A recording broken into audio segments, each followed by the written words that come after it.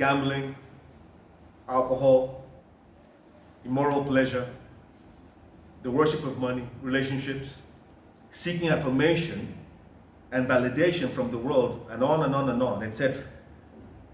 Yet what we realize is that no matter how much drugs they use, no matter how much they drink, no matter how much pleasure that they seek, no matter how much money or power that they have, they will never be satisfied.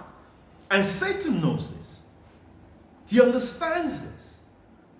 And so what happens is that they get driven into deeper and deeper bondage and addiction and more brokenness.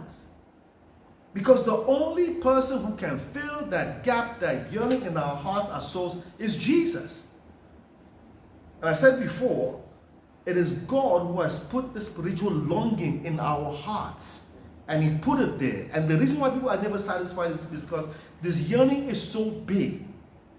It is so huge and so deep. This yearning in the human spirit, in the human soul, is so deep and so huge that only God can fill it. Nothing else. If I had to use an illustration, I would say trying to fill this yearning in our hearts with anything else but God is like trying to fill a hole the size of the earth. Think about this for a second.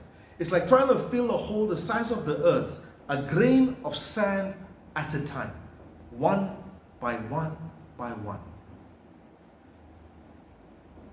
Think about it for a second. This deep spiritual longing that the human has, that only God can fill. Trying to fill it with anything else outside of God is like trying to fill a hole the size of the planet, one grain of sand at a time. It can never happen. It is impossible. And that's why you find people with all the money in the world, they commit suicide. With all the money in the world and the wealth in the world, they are in drugs, in bondage. Because the only real solution that can satisfy them is Christ. And that's why when you think of it this way, you realize that no matter what people seem to pursue in this life, no matter anything they try to go after,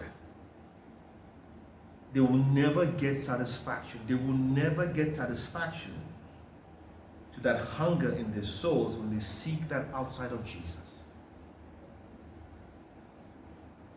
Because it is only Christ that can satisfy the yearnings of our soul. Let's read Psalm 107, 8 to 9. Psalm 107, 8 to 9. What does it say to us?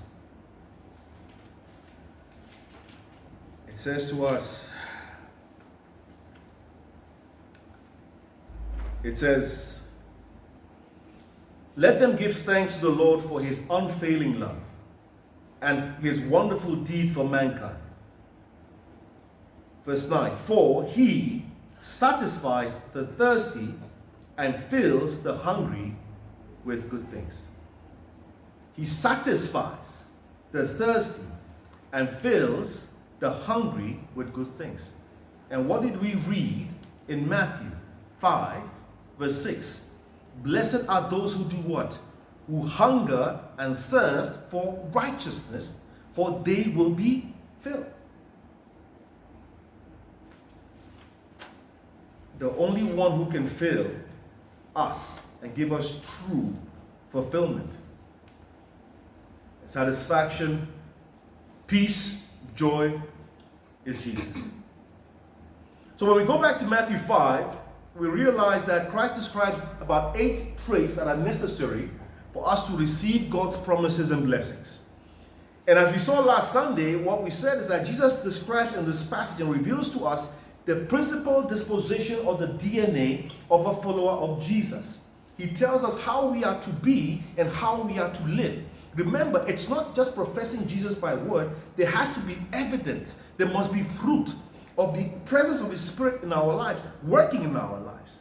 So we see here He's telling us how we are to be, how we are to live. What we also see is that for each of these blessings, for each of these traits, there are two blessings, right? There is a current blessing. So it says here, for example, blessed are the poor in spirit. Blessed are those who mourn. So there is a current blessing for them, but there is also a future blessing that's pronounced on these people that live this way, that act this way, that emulate the character of Christ.